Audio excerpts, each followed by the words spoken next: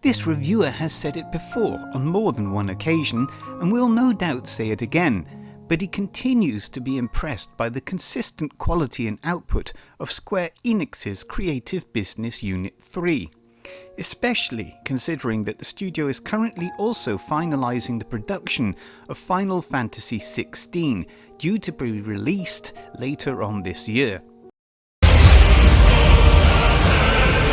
No matter how bitter the truth that awaits me, I will press on.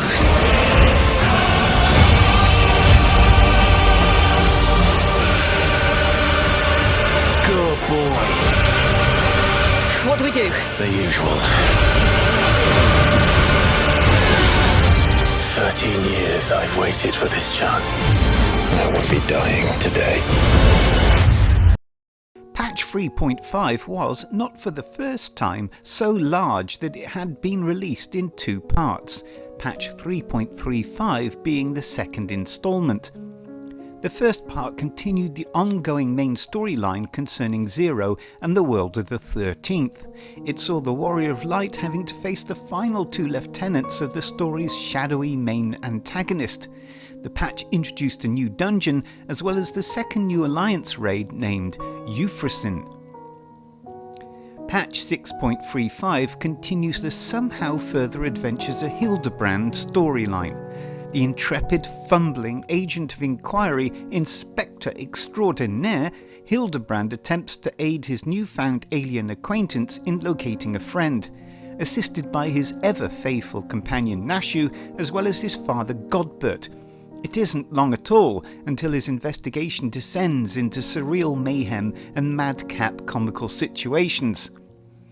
Final Fantasy XIV's Hildebrand series is a comical, abstract departure from most of the other content in the game. Here, Hildebrand's adventures feature the type of events and spectacle that you would find in a cartoon: comical violence, artistic expressions of speed and momentum, extreme situations such as hanging onto a rocket hurtling into space.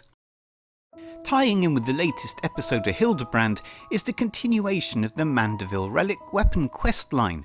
As with the previous quest, this one proves to be harmless enough, only requiring the purchase of a few materials, which can be bought with tomes, a currency earned largely from daily random dungeons and raids. This time the story revolves around the master blacksmith, Geralt, which results in a very amusing episode where Godbert seeks to inspire him.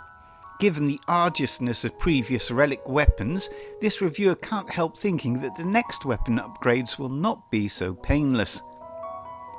Complementing the special weapon quest is the introduction of splendorous tools for disciples of the Hand and the Land. This quest line takes place in the Crystarium of the First. The storyline features a very cute and funny situation in which a romance exists between Moen, the proprietor of the Boutique of Splendors, and a certain renowned blacksmith who isn't quite Geralt. Patch 3.5 introduces the latest tribal quests featuring the Loporrits, the miniature furry rabbit-like race that originally only inhabited the moon of Eorzea. A Loporrit named Dreamingway seeks your adventurers' help to relieve the sullen malaise of their fellow Loporrits after their realization that the moon is no longer required by the citizens of Eorzea. As if all this wasn't enough, the patch also includes a new deep dungeon that players can attempt with the condition that they have reached floor 50 of the Palace of the Dead deep dungeon. In addition, Final Fantasy features regular seasonal events such as the recent Little Ladies' Day. With all of this going on, this reviewer has barely had enough time to return to his island sanctuary, which also had an update in patch 6.3.